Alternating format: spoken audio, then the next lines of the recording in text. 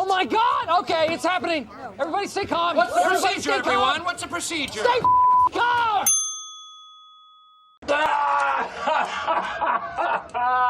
Are you okay? What? Where are you? I'm in a glass case of emotion!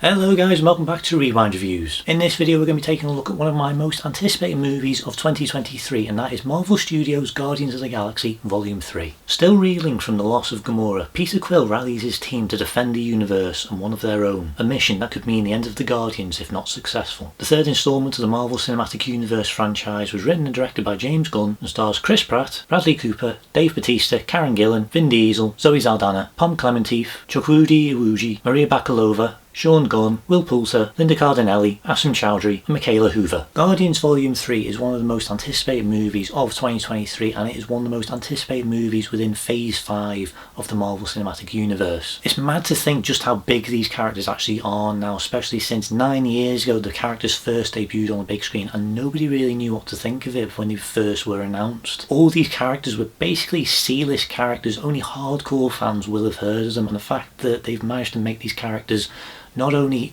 good and accessible for newcomers, but they've actually put these characters on a level that's equal to characters like Iron Man and Captain America and Thor. The first two movies I really enjoyed. I think the first one was one of the best entries of Phase 2. I think it was an absolutely incredible movie. I am actually one of the people who actually really does like Volume 2. I do think that, yeah, it does have a few problems here and there, and it does do a few things not as good as the first one, but I do feel like in some areas it does improve on it a little bit more, especially when it comes to visuals and some of the music choices. And when it comes to their Disney Plus offerings, like the little mini-series I Am Groot, I quite enjoyed that for what it was. I think it was just a nice little fun series. And of course the Guardians Holiday Special, which was just great. I really had a lot of fun with that. Honestly, Guardians of the Galaxy as its own little franchise together from the first two movies and these two specials, it's been a great franchise. These are characters that we've come to know and love across 9 years.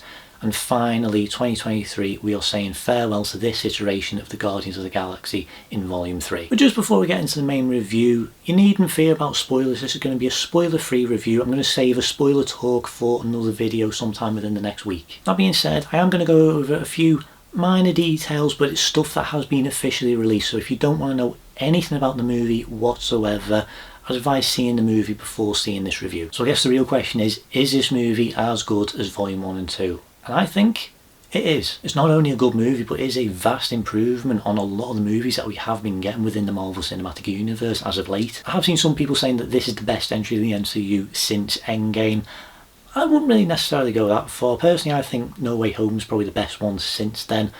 But this is a close second for me. Admittedly, that's not including the Disney Plus specials, but when it comes to the actual cinematic movies, I definitely think that this is one of the best entries within the multiverse saga. And I feel like one of the reasons for that is because of the story that this movie chooses to tell. Rather than going bigger than the previous movies and having it be all about the end of the galaxy as we know it, they choose to focus on the team, more specifically Rocket. From all the marketing that we were getting from this movie, from the trailers and the posters, it was very clear that Rocket Raccoon was going to be the main character of this movie, or at least one of the central focuses of this film. And that is definitely the case here, with the movie focusing much more on him, how he fits into the team and his origin story. That's only been briefly mentioned a little bit here and there in some of the other movies, but we never really sort of got a full idea of everything that it is that he has gone through. But this movie actually does go into that, does address it. And I do honestly like that this is the direction that they have chosen to go in with the third instalment. The Guardians movies have always been more about the characters rather than what's going on within the universe, even though they do have some pretty big threats like Ronan, like Ego, but they've always kept most of the focus on the characters and their struggles. So I like that that is maintained in this one, and I like that that is the prime focus of this story. I'm not saying that it completely shies away from some of the larger elements, because there is definitely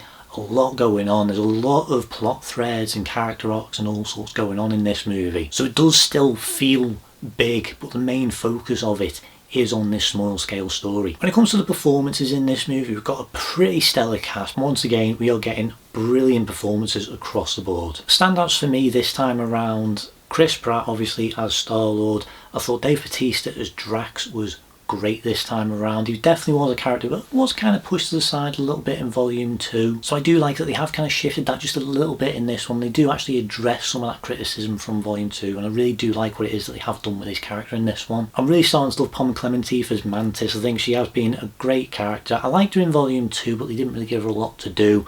But the fact that they gave her so much focus in the holiday special and really elevated the character into something else, they carry all that through into this one. I really love how she is done. I really like what it is that they do with Nebula in this movie. I don't think that she's been the most interesting character up until this point within regards to the Infinity Saga, but I do like how she did have a very subtle character arc that was getting explored over the course of all that time. And what they've done with her in this movie, I really do like the direction that they have gone with her. I do like how she has now incorporated herself as part of the team. I like the dynamic that she's developed with a lot of the other characters now. And I do think ultimately what they have done with her within this movie within regards to her overall story arc is pretty good, and it is a very good direction for them to have gone in compared to where her story was. And on top of that, I think Karen Gillan's performance is great once again. I really do love what it is that she has done with this role, and I do love what it is that they have done with her character overall. Zoe Saldana makes a reappearance as Gamora, but this is a different version of Gamora than the one that was in the previous 2 movies. For those of you that didn't see Avengers Infinity War and Endgame, you're going to be a bit confused on the characterisation of Gamora in this movie, considering this is a very different version of that character, because in Infinity War she was very sadly killed off, and that is the version of Gamora that we had known from volume 1 and volume 2. And in Endgame they introduced a new Gamora that was from a pre-Guardians of the Galaxy era. So I do feel like if you are somebody who has only watched the Guardians of the Galaxy movies, I do think that you are going to be a little bit lost on what's gone on. But outside of that, I think that they handle it really well. I do like the new dynamic that she does have with not only the team but Nebula and Quill. I do think that it was handled very well overall, and I do think that how it fits into the story does work enough. I also, without spoiling it, do appreciate the direction that they do go in with her character in this. Groot's a load of fun in this as well. He doesn't get a lot of sequences to really sort of show off what it is that he can do, but I do like what it is that they have done with him in this and some of the new powers that he does have. I was really looking forward to seeing Kraglin and Cosmo in this. I love Cosmo, but we don't really get a lot of scenes with them in this. They do have a presence in this movie, and they do have a big part to play in the overall story, but they don't have as much of a presence as I thought it was that they were going to have. That is definitely always going to be a problem when it comes to big ensemble movies, because you're never going to be able to focus on every character equally. But one thing that I do appreciate that they do in this movie is they do make sure that every character does have a chance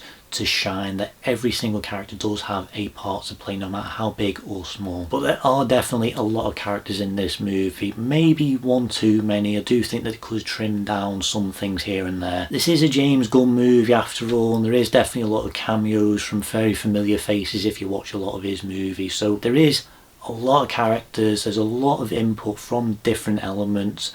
Not all of it works 100%, but I do think that what the main characters bring to this movie is really good, especially the character that this is all centred around, and that is Rocket, played by Bradley Cooper. What they do with Rocket in this movie and the performance from Bradley Cooper is incredible. He's easily been one of the best characters within the Guardians franchise, but this is the movie that really gets to explore this character so much more than we ever have before. We get to see a very different side of him than we've ever seen. A lot of his sequences revolve around a lot of flashbacks that go back into his early days, and you see what it is that he's been through in his ultimate origin story. I do think that when those flashbacks are introduced in this movie, I do think that they are introduced as naturally as possible. I do think that there are a few that do seem a little bit random, because it seems to be like Rocket's kind of thinking back on what's happened in the past, or something that sort of triggers a memory, and then we sort of cut to a flashback. But there's a few times here and there that doesn't happen, so I do think that sometimes it was a little bit random, but overall I do think that those flashbacks are some of the best parts of this movie. It's one of the most tragic and dark stories that Marvel has put in any of their movies before, and I do think that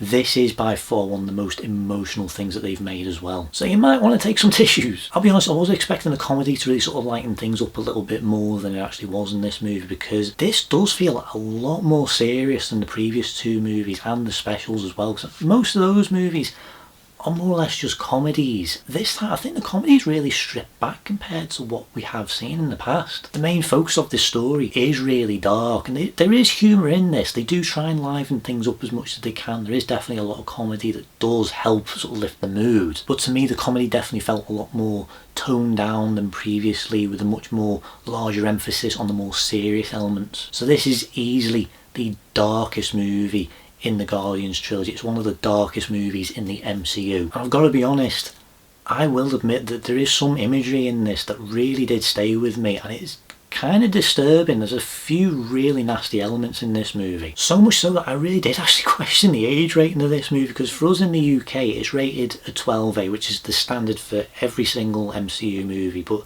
this is one of the very, very rare times where I've genuinely gone, are you sure that's a 12? Because that felt like a 15 to me. They don't show anything too much. Well, there is one or two elements in this that I think really did push the boundaries of what you can get away with in a 12A movie, but I think most of it is off screen. You don't really see anything too much. You more see the after effects of what's happened, so it is disturbing. It definitely does have some pretty nasty imagery in here, and I do think that younger viewers, I think, may struggle with this. This is definitely a little bit too dark and aggressive for them, so I feel like if they are fans of the previous movies, I would stress caution with this one. I feel like animal lovers are probably going to struggle with this one as well, because as I said, some of the imagery in this is definitely disturbing. I do think that if you are somebody who will be upset over this stuff, who does struggle with this kind of stuff on screen, I do think that you will struggle with this one. I'm not trying to put you off from watching this movie. Honestly, I would highly encourage you to see this movie. It is absolutely brilliant, but I'm just trying to let you know what it is that you're getting into. I do admittedly find it quite funny that people are actually complaining that this movie is a little bit too dark, even though the past few years they've been complaining that there's been too much comedy in these movies. So the fact that we now have something that genuinely is dark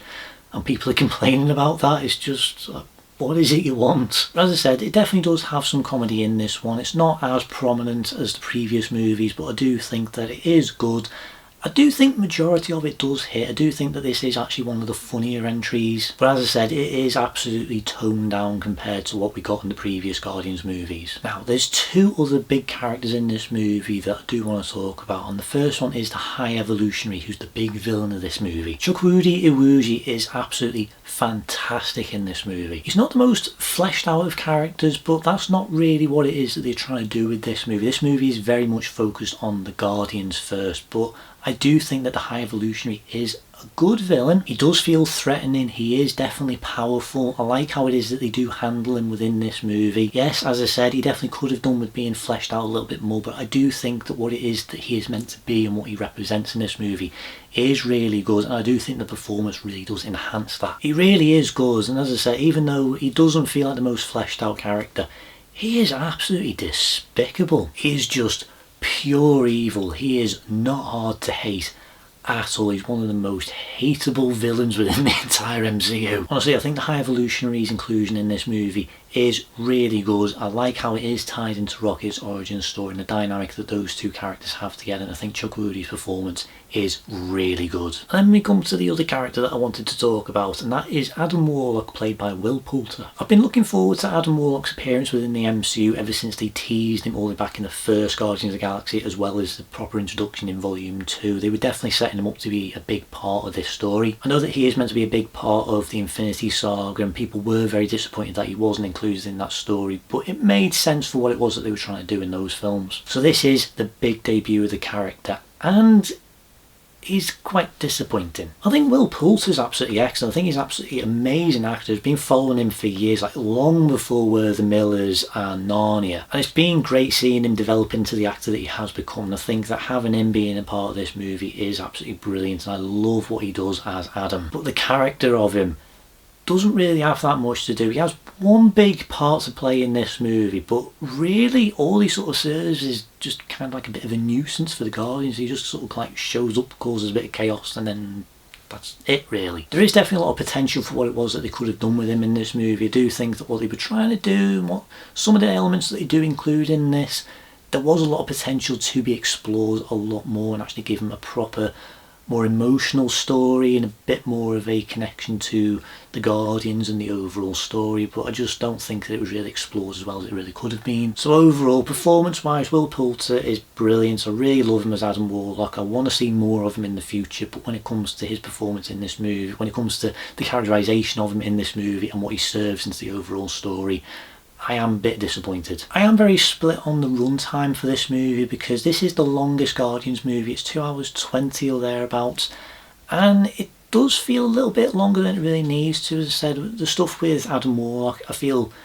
they could have either trimmed down or trimmed out and made the movie shorter and more focused on all the stuff going on with Rocket. But I also feel like there might have been a few scenes here and there that might have been trimmed down or cut out, and I feel like maybe they could have included those in here and extended this out a bit more, just sort of give each of the characters a bit more time to be explored. So I am definitely on the fence when it comes to the overall run time, but I think the pacing of it is mostly fine. I do think that overall the pace is as good as it really could have been, but I just think that they could have either made it a little bit longer to sort of expand on stuff a bit more, or shorten it down and just sort of trim out the fat. Because case in point, there is actually a sequence really early on in the movie, this doesn't spoil anything, don't worry, where you see Star-Lord getting drunk, and it seems like he's got a bit of a drinking problem ever since Gamora died, and they do mention it and they say that, oh god, he's doing this again, but he never actually does it again in the movie, and it's never brought up from that point onwards. So I feel like I don't understand why that was really sort of included in the movie if they didn't expand on it at all. But overall, I do think that the story is really good. What it is that they are trying to do in this movie is really good. What they are trying to tell, the backstory of Rocket, everything about it is really good. And I do think that this is definitely one of the best movies within the Multiverse Saga. And in terms of how it fits in with the Guardians franchise as its own, because these movies do feel very separate from the rest of the MCU, so this does feel like a very isolated story compared to what's going on Earth within the MCU with all the stuff with Kang and all the multiverse stuff. So I do like that it isn't trying to sort of just set up a load of things for the future or just add as like another expansion to what's going on with all the multiverse stuff. I like that this is separate enough that it's more or less its own thing, and how it wraps up the trilogy of the Guardians of the Galaxy movies. It does answer a few questions that I myself have had when it comes to a few of the characters in previous movies, and I do think that it does tie up a lot of loose ends that I think really did need to be closed in this one. Is this the perfect end for this trilogy? I would say that overall it is satisfying, but I don't think it's what everyone's going to be expecting. Visually, I think this movie is absolutely incredible. It's definitely one of the more comic booky movies that we've actually got within the Marvel Universe. And one of the things that I actually really did like in this movie was the new costumes that the Guardians have. Like, these are directly from the comics. This is the first time that they've actually worn these particular costumes. I think they've been adapted really well. They do translate very well into live action. They do look like a really good blur of what is in the comics as they are represented as like these sort of boiler suits that they have, as well as the more tactical gear stuff that they had in the previous Guardians films. I do like how both Adam and the High Evolutionary look in this movie. It's not the most accurate depiction of their comic book counterparts, but I do think how they have been translated into this movie, it's not too far off what a lot of the previous characters in the Guardians movies do look like, and I do think that they have been translated as well as they can be. These movies really have blurred the line between being very comic booky and quite grounded, and I do think that they have found a really good middle ground again in this film. I do like how a few things have been sort of changed from the past as well, like Nebula's been upgraded quite a bit. Like, she's got some new technology in her arm, which is actually pretty cool, and she gets up to some really interesting things with it. I will admit there is one thing that I was a little bit disappointed by, and I'm not going to mention that because I think that might be a little bit spoilery, so I'm not going to mention it here, but I will talk about that in my spoiler talk. One thing I do appreciate though is that these movies have consistently been as practical as possible. They do try and have as much makeup and actual prosthetics as they can, especially when it comes to a lot of the aliens in these movies. Like, there's these animal-like creatures that they introduce in this movie, and there's a really good mix of both makeup, masks, costumes and CGI, and there's a really good blur between that, and I think that how they've been brought to life is really good. I think when it comes to the CGI characters like Groot and Rocket, I honestly think this is the best that both of those characters have looked. Groot, his overall design, I've never been completely on board with when it comes to this movie with like this like that bulked up, juiced up version of him, but I do like how it is that they have approached that. They do sort of address why it is that he looks the way he does in this one. But in terms of his CG and how he looks in the environment, honestly this is the best he has looked. I really love how they have brought him to life in this one. And then when it comes to Rocket, like, if the effects on Rocket weren't as good as they were in this movie, I don't know if they would have been able to have sold those emotional sequences as well as they could have. And it's not just Rocket, it's Rocket and his friends as well, Lila, the other two that they introduced in this movie as well, Teeps and Floor. I think that how all of them have been brought to life is brilliant. I think the CGI in this movie is much better than most of the movies that we've had since Endgame. There are definitely a few moments here and there that aren't as good as they probably could have been, but they're really brief and honestly you probably wouldn't even really notice them. These are some of the best effects that Marvel have done in a long time. I think that all the effects houses that did work on this movie, I think they have done an absolutely incredible job, and I think what they've done to bring these characters to life is fantastic. When it comes to the action sequences in this movie, there's a few pretty big ones, and I do think that how all those action sequences are handled is really good. This is definitely some of the best action sequences from the Guardians movies. I like how a lot of these sequences play out, especially when it comes to how the characters interact and bounce off each other, because they really do utilise all their skills as much as they can, because they do feel like a team in this one, and they do interact like a team with the way they're able to sort of help each other out. Like in one sequence that everybody seems to absolutely love is a sequence involving a corridor involving all of the Guardians, and it is absolutely fantastic. It's one of the best scenes in the movie. James Gunn really does know how to handle action sequences, and I think that the ones that are in this movie are absolutely fantastic. I love every single one of them. I think they are some of the highlights of this movie. They're really fun, lively, action-packed. I think some of the camera angles that he's chosen for this and some of the perspectives that he's gone for are really imaginative, especially when it comes to Adam Warlock. It definitely feels a little bit different from what we have seen when it comes to a lot of characters who do have very similar power sets where they're able to fly, because like, Superman's probably like the closest comparison I can really sort of think of when it comes to Adam Warlock. Ironically, James Gunn writing and directing Superman Legacy. So I do think how those sequences are handled is really good. I do like that sort of like head-on display that they've gone for with him, where it's like the camera's like right up close to him whenever he's flying around. It looks really good. So just sort of trailing off for a second with regards to how I think James Gunn is going to handle his Superman movie. I think if any indication on how the action sequences have been handled in this movie, I think that we're going to be in for something really special with that. But back to this movie, the action sequences are really good, they're really imaginative, there's a lot going on. I do like how the characters are used, how their skill set is used. I do think that the finale goes on a bit longer than it really needs to, but other than that, it's really good, and honestly they are some of the best sequences in the movie. And now we come on to the bit that everyone was looking forward to when it comes to the Guardians of the Galaxy movies, and that is the music. So before we jump into the soundtrack, the awesome mix volume 3 that is featured in this movie, I just want to very quickly mention the score by John Murphy. I think all of the previous Guardians movies have had really nice scores. I do think that the Guardians theme is very memorable. I do think that it is up there with the themes like the Avengers. So I like that they do bring a few of those themes back into this one, a few of the more subtler themes here and there, but there's not that much of it, at least not much that I really sort of noticed. And even though the score does work very well for this movie and it does suit the tone that they've gone for, I don't think it's as memorable as the previous movies. As I said, they do include a few of the themes here and there, but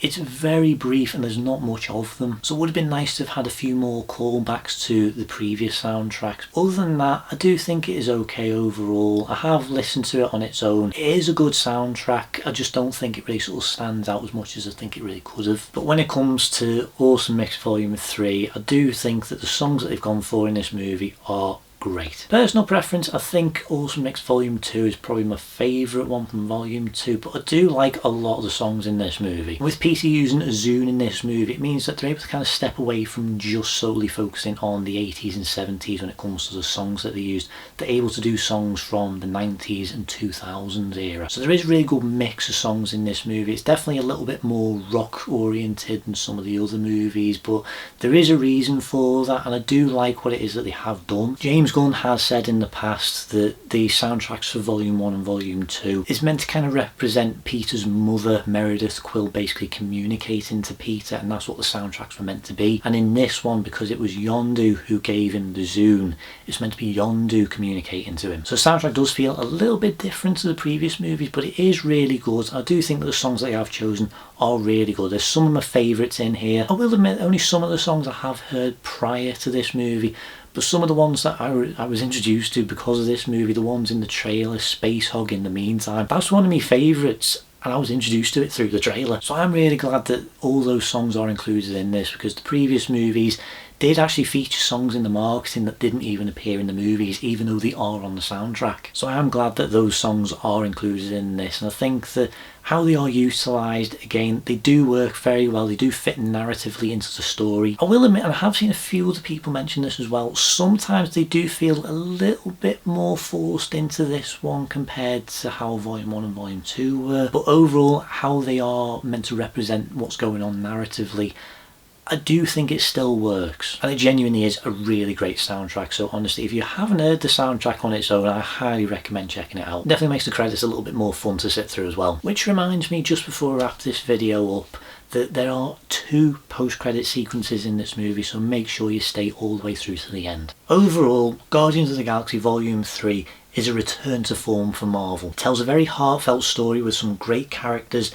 It is dark and it can be upsetting, so I do feel like some people may struggle with this one, but it does still have a lot of fun. There's some brilliant action sequences, there's some really funny moments. The effects, the visuals, the performances are all great, and that also goes for the soundtrack, which is amazing once again. Yes, it does have some issues. I do think that some things could have been trimmed out here and there or explored a little bit further, but I do think that this is a great closing chapter to the Guardians of the Galaxy trilogy. I would highly recommend checking this movie out, especially if you're somebody who is a fan of the MCU, if you're a fan of the Guardians of the Galaxy, or you're just somebody looking for something good to watch on the cinema. I went to go and see this in an IMAX Dolby screening. I thought it was absolutely brilliant. I really did enjoy the visuals, I really did enjoy the music. I did think that it was a really good big screen experience. But that being said, as I said earlier, I do feel like if you have young kids, I would definitely advise caution. I would really recommend checking this movie out first before deciding whether or not to let them see. And as I said, if you're an animal lover, I do think that you will struggle with this movie, so I do advise caution. But outside that,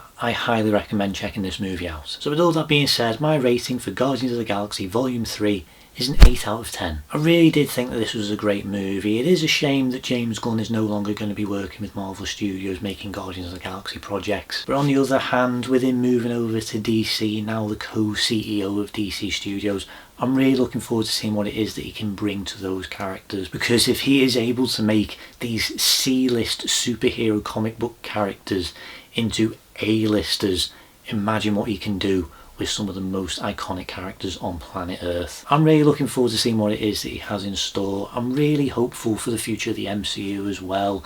I'm really curious to see what a lot of the future projects are going to look like, especially with the writer's strike going on and a lot of the projects getting delayed. So hopefully this does mark a turning point when it comes to Marvel's output as of recently, because I don't think a lot of their projects have been as good as they could have been, but hopefully with Guardians it now is able to kick into gear, and I do hope that from this point on we're able to get more consistently good projects. And as for DC, fingers crossed it'll be really good. So that's pretty much everything I'm going to say for this video. I'm going to save a few things for my spoiler talk, and that'll be out within the next week or so, so keep an eye out for that video. So if you have been watching this video, thank you very much for watching. If you're enjoying this content, please like, please subscribe, hit the notification button to keep up to date on everything that's going on here. Also, if you have seen Guardians of the Galaxy Volume 3, let me know down in the comments what you think about it. Just keep it spoiler free if you can. Also let me know where you would rank it in terms of the Guardians movies. Plus, if you have any suggestions for any future Rewind reviews you would like me to do, let me know down in the comments and I'll try and get around to them. But until next time, thank you very much for watching, and I'll see you next time on Rewind Reviews. See you guys.